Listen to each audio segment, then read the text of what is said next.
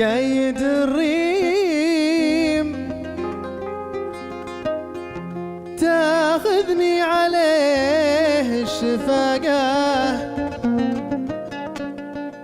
ليتني طول عمري حست في يمينه،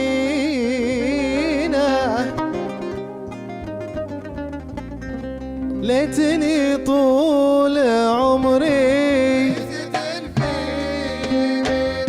ليتني طول عمري سلموا لي على اللي زمح لي فراقه، حسبي الله على اللي حال بيني وبينه،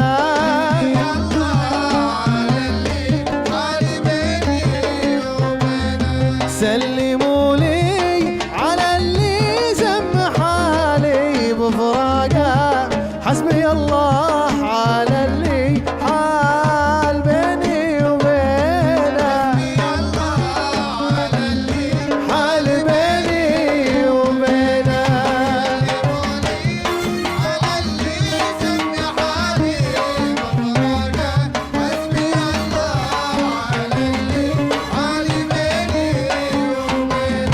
حسبي الله على اللي حال بيني وبينه.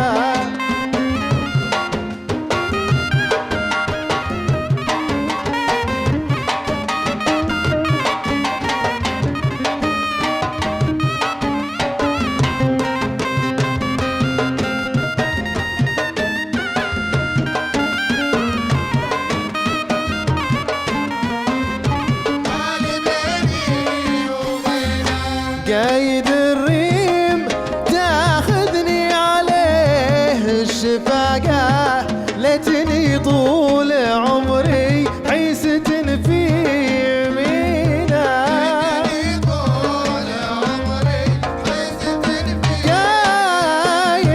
قايد الريم تاخذني عليه الشفاقة، ليتني طول عمري حيست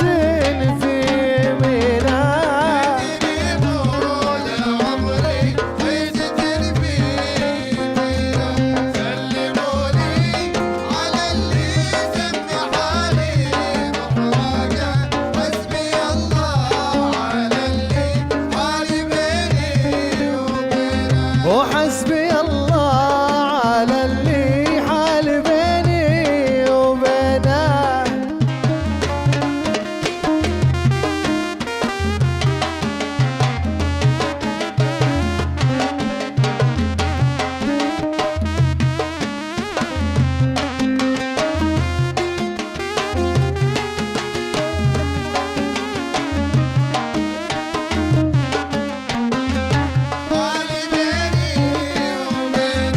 عقب ما هو نديمي صار شوبه شفاقه، تلع رجال موده واقطعه في يمينه،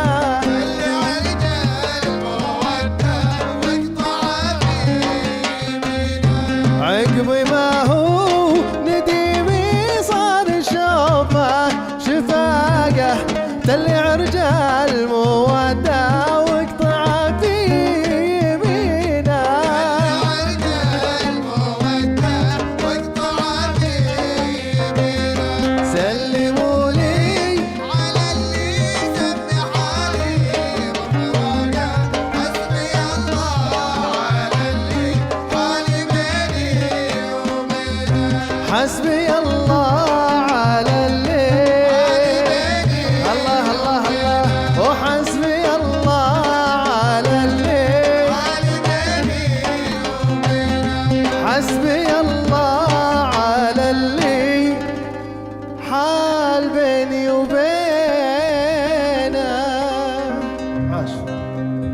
ما زلنا مشاهدينا مستمرين معاكم في حلقتنا الفنية المنوعة اليوم مع هذا الصوت الجميل. نرحب بضيفنا المطرب حمد أماني. هلا وسهلا فيك. يا هلا، يا مرحبا فيك. خوش اختيار وخوش بداية. شكرا. أنا كل ما أسمع هالنوع من الأغاني أقول أنا لازم أروح عرس، لأن الواحد هني ما يقدر يطلع طاقته، بالعروس نطلع طاقتنا.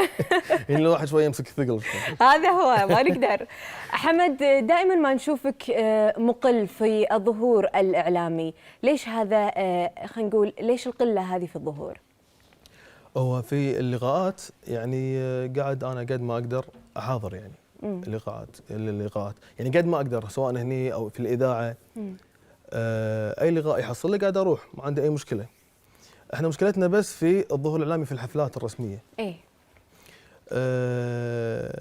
القائمين على هذه الحفلات دائما يشوفون يعني الفنان يعني المعروف حتى لو كان من برا الكويت. يعني نعم. الفنان اللي يعني ما يشوفون الامكانيات مثلا، او يدورون مثلا منو في شباب كويتيين عندهم القدره انه يقدم حفله او كذي. لا، دائما يشوفون الفنانين اللي هم فنانين الكاسيت او فنانين الستارز اللي معروفين. واحنا يعني دائما نتكلم بهالنقطه ونقول احنا يعني ناطرين الفرصه، لليوم ناطرين الفرصه. وزاره الاعلام مو مقصره، يعني قاعده تصنف الفنانين، والفنانين اللي تصنف ممكن الوزاره نفسها تنتج له اعمال. نعم. بس احنا هم محتاجين هذه الحفلات الرسميه. القصور من وين؟ هل نقدر نقول المجلس الاعلى اللي هو مقصر في هذه الحفلات وفي الاسامي الشابه اللي الحين موجوده على الساحه؟ ماكو تنويع في هذه الاسامي؟ لا، احنا نقول الشركات اللي قاعده يعني التعاقد مع الفنانين. هذه الجهات الرسميه دائما تتعاقد مع شركه. انت يا صاحب شركه متعهد، انت يجيب الفنانين اللي تشوفهم يعني انه ممكن يعني يفيدونا بالحفله، سواء ماديا او للتلفزيون مثلا او للنقل. فانا اشوف ان هذه الشركات هي المفروض لما تاخذ التعهد، يعني على الاقل يعني مع كل مثلا فنانين نجوم يحطون فنان شاب. يعني شاب، صحيح. نعم. هذا نوع من انواع الدعم بالنهايه. طبعا. وهذا اللي يخلي الفنان الشاب انه هو يستمر في هذا المجال. الواضح ان الحوار راح ياخذنا في انك انت راح تطلع كل اللي بقلبك. ايه، بقلبه مغموته. حمد، شنو اللي خلاك تتجه الى الفن الشعبي؟ ليش رحت هذا الاتجاه؟ تمام. في البدايه انا قلت ان احنا شويه مو قادرين نوصل للحفلات. فاحنا شو نسوي؟ نسجل حفله، نحجز المكان والفرقه ما تقصر، ويعني نسوي تسجيل ونصوره. وهذا التصوير ينزل في السوشيال ميديا وفي اليوتيوب في كذا. فالناس لما تشوف الشغل ويعجبهم صوتك وهذا وادائك يطلبونك. هني ممكن انت جماهيريا يعني تكبر وتوصل للجمهور. نعم. إيه، انت يعني عرس عقب عرس، حفله عقب حفله، ممكن انه يعني هذا المسؤولين عن الحفلات يشوفونك يعني. فصار الشاب هو اللي عليه المسؤوليه الكامله في انه يتعب على نفسه فعلا ويطلع اسمه اكثر من خلال وسائل التواصل الاجتماعي. نعم. قبل كان في شركات انتاج ممكن ان هي تساعد الفنانين الشباب، لكن نعم. غياب الحين ما في. الحين انت كمطرب انت تنتج حق نفسك الاغنيه. صح. والاغنيه تكلف يعني انا عادي اذكر ارقام، يعني اقل شيء، اقل مبلغ ممكن تكلفك الاغنيه يعني حول 1500 2000 دينار. انت قاعد تتكلم عن شاعر يبيع حساب، صح، وملحن يبيع حساب، صح، وبتروح حق موزع او منفذ، نعم، وبتركبون الات لايف والكورال. وعقب ما تخلصون من الالات والكورال وهذا في استديو تركب فيه صوتك، وبعد هذا يروح حق مهندس صوت يسوي ميكس حق الاغنيه وماسترنج. الاغنيه جدا مكلفه، تكلف يعني 1500 2000 دينار. انت من وين قاعد تنتج اذا انت مثلا حتى يعني المعاش ما يكفي؟ فاحنا ننتج حق الحفلات هذه، نعم، ونشتغل. ومن مردود الحفلات قاعدين ننتج الاغاني السنجل اللي احنا قاعدين نسويها. طيب انت قلت ان في وزاره الاعلام اذا صنفوا الفنانين، نعم، يتم انتاج لهم بعض الاغاني. انت صنفت من قبل وزاره الاعلام، نعم، هل تم انتاج اي اغنيه من وزاره الاعلام؟ انا وزاره الاعلام انتجت لي اعمال. يعني بس وزاره الاعلام يعني تقيدك بشغله واحده، ان هي تحدد نوع الاغاني. انت لما تروحين او المطرب لما يروح حق وزاره الاعلام يقدم اعماله، وانا مطرب وهذه اعمالي وشوفوا لما لجنه تسمع الشغل ويعجبها تصنفه ان هذا مطرب او ملحن او شاعر ايا كان.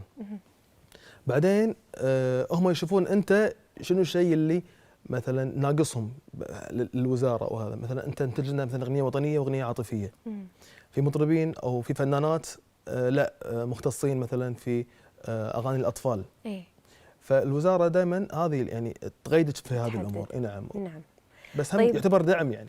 أكيد هو نوع من أنواع الدعم، وإن شاء الله الدعم هذا يكبر. بالنهاية نبي أعمال شبابية جميلة، قاعد نسمع أصوات جميلة نبي نسمعها أكثر بالساحة، ما تقتصر على فنانين محددين. حمد أكيد نبي نسمع منك أغنية قبل لا يروح الفاصل. إن شاء الله. شنو حاب تسمعنا؟ نقول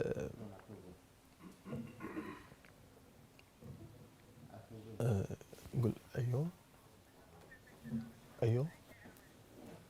اتفقتوا؟ إيه. ليش تساسرهم؟ عادي تقدر تقول بصوت عالي. عشان ما اللي يشوفون ما يسمعون. تفضل. ايوه.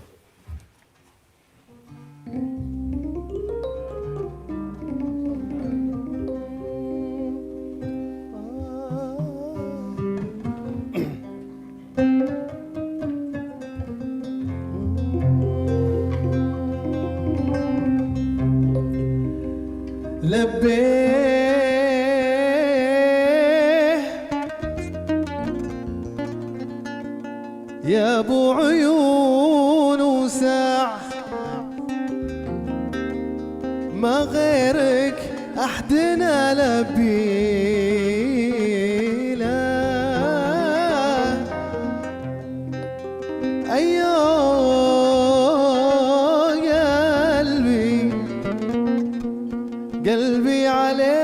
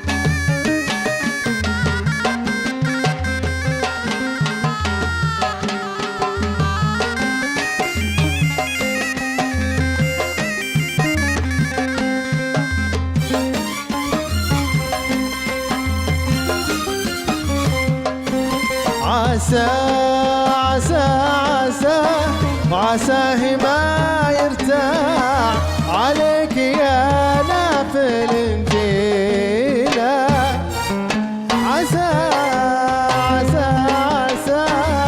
عساه ما يرتاح عليك يا نافل الجيله ايوه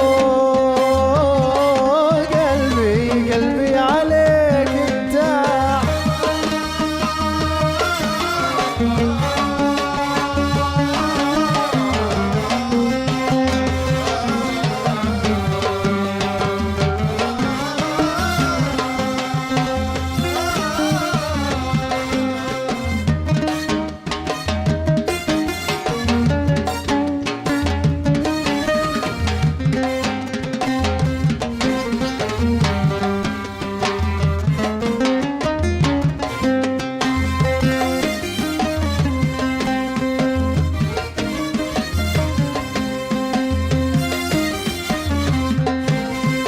لبيه يا ابو عيون وساع ما غيرك احدنا لبيه لا لبيه لبيه لبيه لبيه يا ابو عيون وساع وما غيرك احدنا لبيه لا ايوه قلبي عليك انت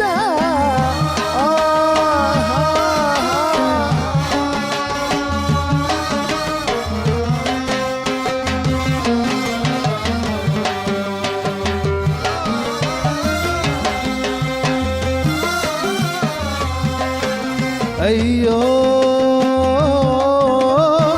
قلبي عليك التاع ما يحتمل غيبتك ليلة ايوه قلبي عليك التاع عاشوا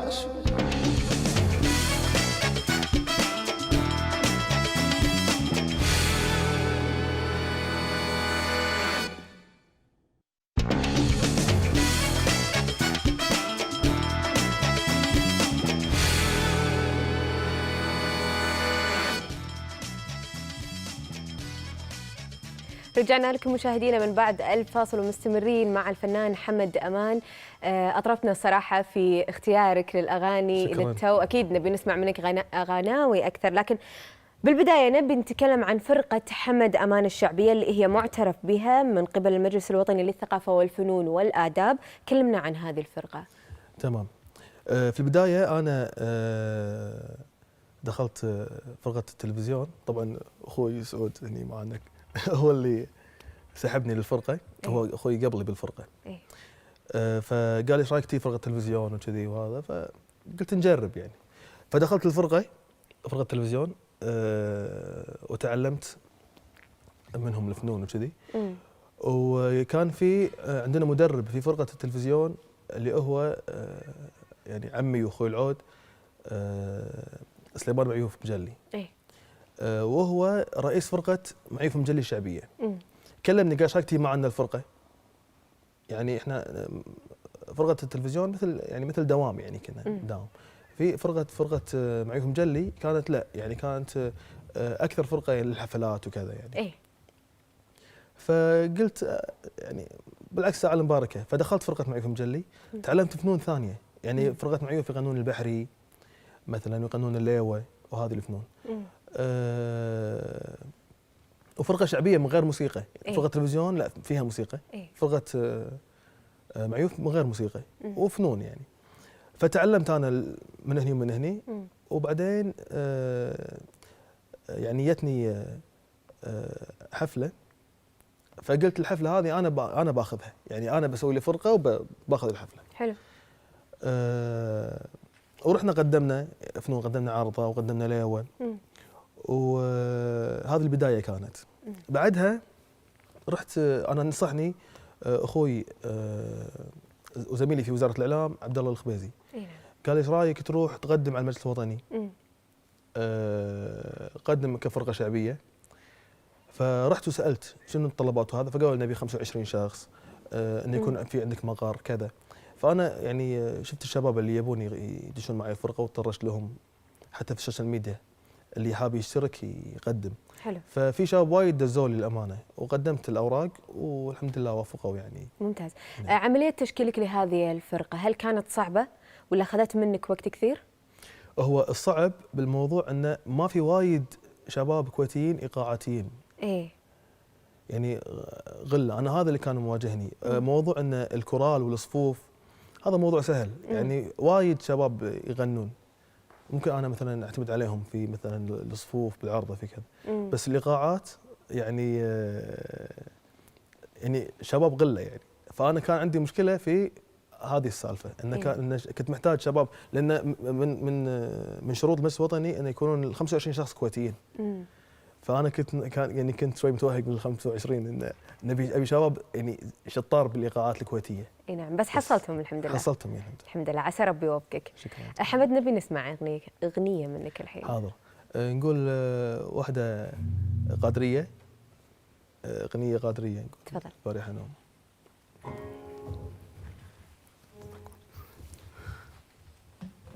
يلا.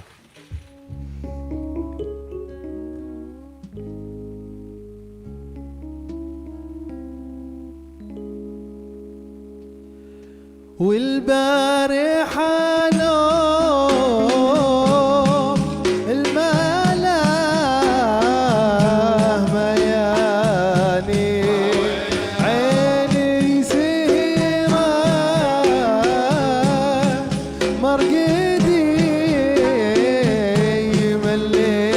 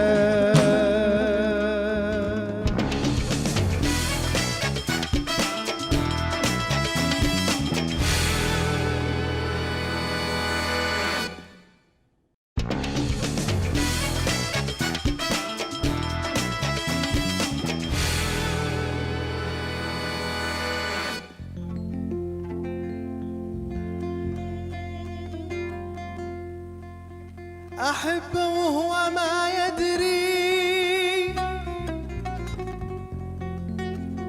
عليه العين سهرانة، أحبه وهو ما يدري عليه العين سهرانة،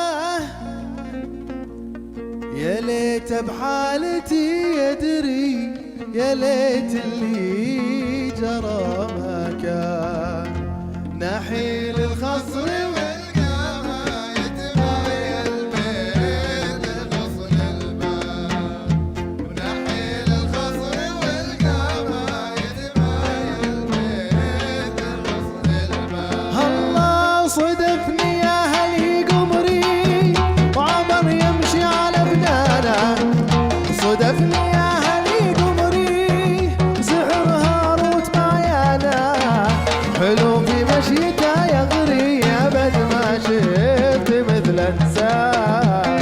نحيل الخصر والقامة يتمايل بين غصن الماء، نحيل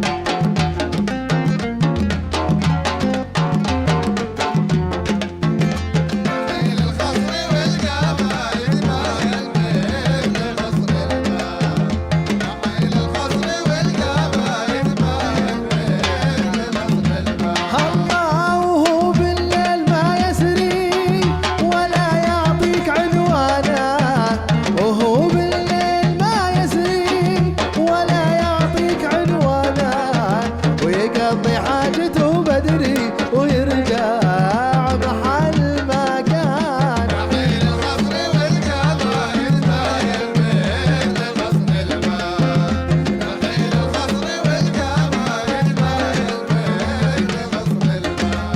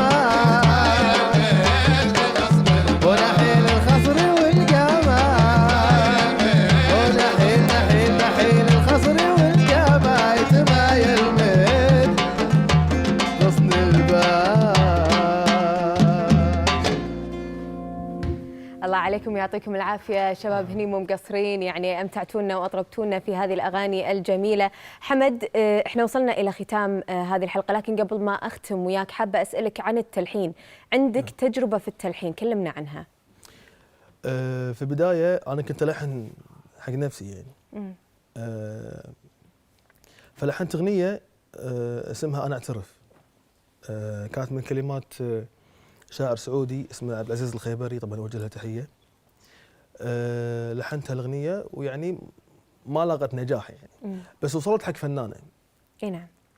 فالفنانة لما سمعت الأغنية كلمت الموزع اللي هو الأستاذ حسين الجناعي، قالت له أبي أغنية بهالدائرة نفس هالجو اللي هو الجو الهندي وكذي، واحنا ركبنا الكمنجات وفي اصوات هنديه ركبناها بالهند يعني. فكلمني قال لي حمد في فنانه تبي تسوي اغنيه نفس الجو. حلو. فسويت اغنيه اسمها اشوف الفرحه. الاغنيه هذه كانت حق الفنانه رهف اللي هي عضو في فرقه كتاره. نعم. وهني كانت اول مره انا الحن حق احد ثاني. بعدها لحنت حق وزاره الاعلام، لحنت اغاني وطنيه، لحنت اعلانات يعني وماشي. وفي اغاني هم بعد حق فنانين الفنانات نازله بالطريق ان شاء الله يعني ان شاء الله السنه هذه. شايف نفسك كمغني ولا كملحن اكثر؟ شوفي انا ما راح يعني اقول الصدق، انا ملحن حق نفسي. لان انا اشتغلت مع ملحنين ثانيين، بس انا اعرف امكانياتي الصوتيه. اوكي، هو يمكن في ناس يسمونه غرور، في ناس يسمونه ثقه، بس انا اعرف امكانياتي الصوتيه. فانا اشوف انه مو اي ملحن يعرف انا شنو اغني. فهو بيعطيني الاغنيه اللي الكل يغنيها. اي احد يغني هالاغنيه فحلوه تبيها كذي. فانا صرت الحن حق نفسي لان انا ابي اغنيه بامكانياتها وايد اعلى يعني تكون مميزه اكثر. اي نعم، على امكانياتي انا، على مساحتي الصوتيه. انا اعرف مساحتي الصوتيه من وين لوين. فانا صرت الحن حق نفسي. بعدين في وايد مطربين ومطربات يغنون احسن مني وامكانياتهم وايد اقوى من امكانياتي، مساحتهم الصوتيه وايد اكبر. فلما ياخذون لحن من الحاني يصير بسيط عليهم. فانا ملحن مو حق اي احد يعني ملحن حق فئه معينه، بس انا بالاصل مطرب يعني. ممتاز، يعطيك العافية وعسى ربي يوفقك إن شاء الله من تقدم إلى تقدم أكثر، ونشوفك في الساحة الفنية أكثر. راح أختم معاك بأغنية، وعلى ما تذهب هذه الأغنية أحب أوجه شكر للمهندس مهندس الصوت يوسف نجم من شركة الليلك والشباب الموجودين هنا، يعطيكم ألف عافية. أكيد ختام حلقتنا بتكون معاك حمد. أنا أحب أول شيء أشكر الأستاذ يوسف الليلك، يوسف النجم ما قصر، والأستاذ وليد والاستاذ سامي ايوب معاي هني، وشباب الفرقه كلهم يعني ما قصروا صراحه. يعطيكم العافيه. اي والله يعني من دروا عندي لقاء كلهم يعني ما يقصرون اكيد. اي والله العظيم. تفضل، شنو حابه تسمعنا في الختام؟ قل سواحلي.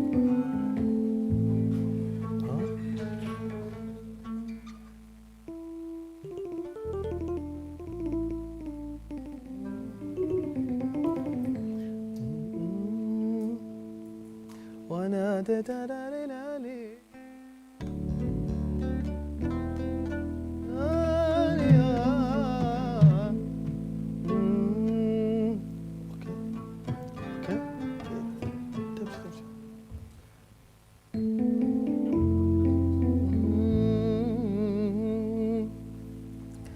وانا ما باكي توعدني بسواتك الليله، وانا ما باكي